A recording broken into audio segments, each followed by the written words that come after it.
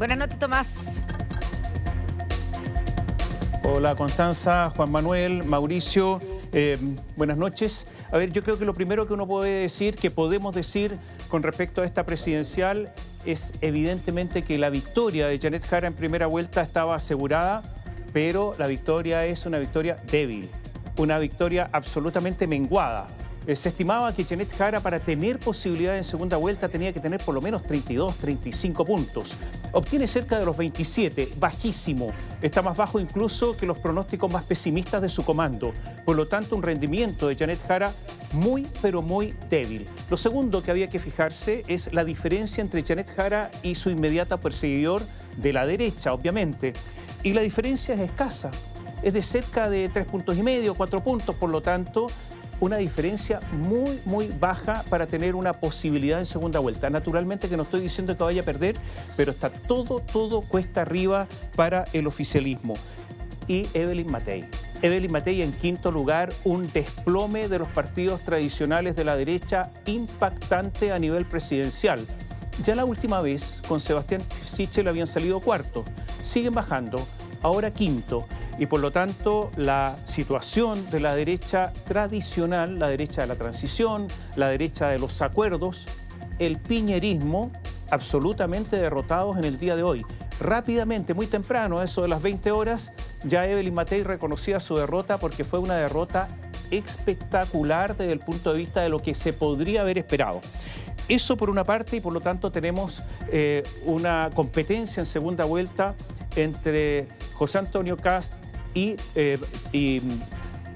la candidata del oficialismo, y Janet Jara, que va a ser muy enconada, porque pese a que Janet Jara sacó una ventaja escasa, va a ser enconada, le van a sacar en cara a Kast todo lo que no ha dicho, todo lo que ha escondido, o sea, temas valóricos, su historia, el pinochetismo, es decir, todo lo que ha logrado camuflar en esta primera vuelta. Yo diría que uno podría sacar como conclusión el centro totalmente vacío. No hay centro. El voto oculto que se pensaba que podía tener Evelyn Matei de los exconcertacionistas, la gente de la centroizquierda decepcionada con Janet Jara, no existió, y con un Franco Parisi, que es el gran elector de la segunda vuelta. Franco Parisi, que se dice que es el populista. Franco Parisi, que dice que es el que promete cualquier cosa. Franco Parisi, que obtiene prácticamente un poquito menos del 20%, gran elector de la segunda vuelta. Y un dato, hay estudios que indican que en la elección anterior el 60% de los votos de Franco Parisi en la segunda vuelta fue a Gabriel Boric. Hay que tener atención o poner atención en todo eso. Yo diría que podríamos decir que vamos a tener una segunda vuelta muy enconada, muy ríspida, muy de denuncia, de alta tensión. Eso es lo que se viene. Ventaja para Janet Jara, tiene todo preparado. Como Janet Jara sabía que iba a pasar a segunda vuelta, tenía el discurso preparado en el día de hoy, esta noche, totalmente. Sabe lo que va a hacer mañana, temprano. Sabe cuáles van a ser sus puntos de prensa, las bajadas comunicacionales, quiénes van a estar en su comando, las entrevistas que va a dar, lo sabe todo.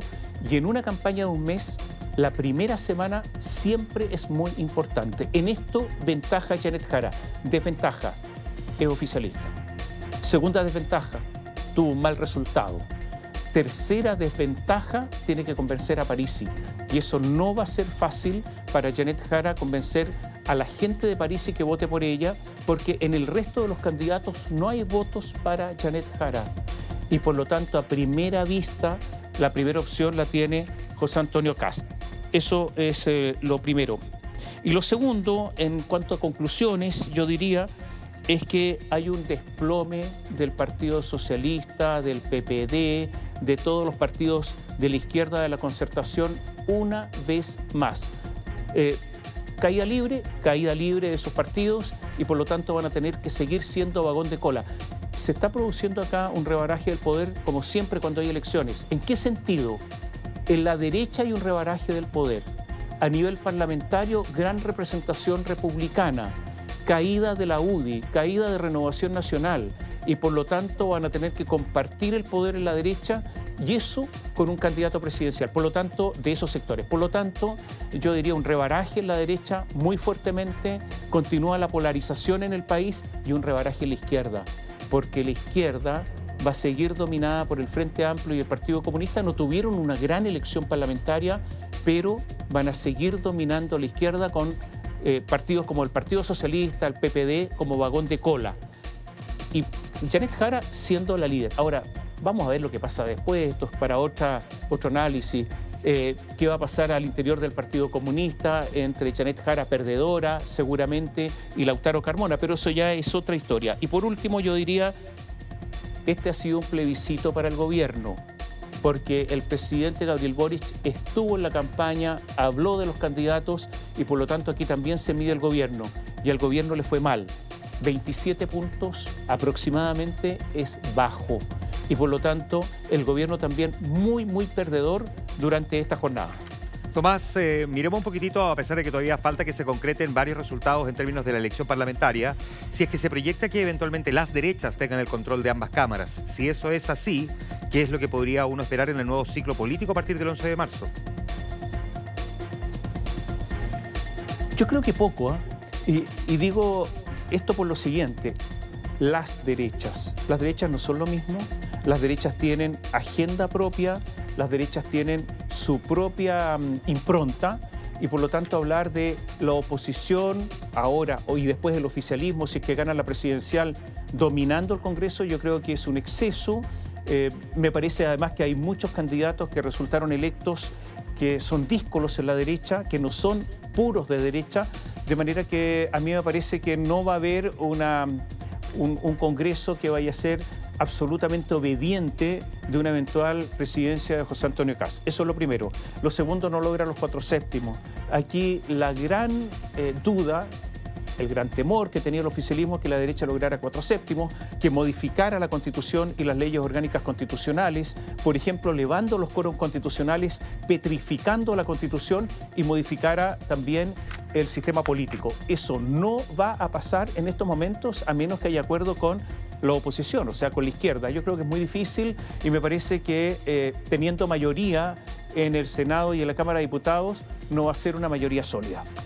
Tomás, pensando en lo que viene a partir de mañana, ¿cierto? Que ya es, o a partir de esta noche, pensando en la segunda vuelta, ¿cuán importante es lo que vimos de los candidatos perdedores de las derechas? Evelyn Matei, que a regañadientes tal vez, pero fue a darle su apoyo y fue a visitar a José Antonio Kast. Lo mismo hizo Johannes Kaiser. Claro, queda pendiente lo que pase con Franco Parisi. Fue súper claro Franco Parisi en decir que él no le iba a dar un cheque en blanco a nadie. ¿Qué tan importante para José Antonio Kast, por ejemplo, es en lo que empieza mañana, ha sido los apoyos de esta noche?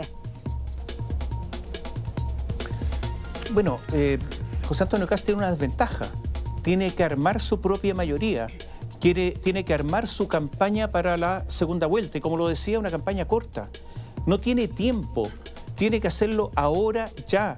Y eso significa acuerdos programáticos. La relación entre Kaiser y Kast no es mala, pero tienen diferencias. Recordemos que Kast se fue del Partido Republicano de Kaiser, que Kaiser se fue del Partido Republicano de Kast, y por lo tanto, sí, digo, Kaiser se fue, o lo echaron, digamos, una u otra, pero del sector de Kast, y por lo tanto tienen diferencias, van a negociar. Kaiser ha dicho muchas veces que tiene líneas rojas, que sus principios no los tranza, y por lo tanto vamos a ver qué líneas rojas son las que va a poner Kaiser a Kast. Naturalmente que pueden tener algún acuerdo, pero no va a ser fácil.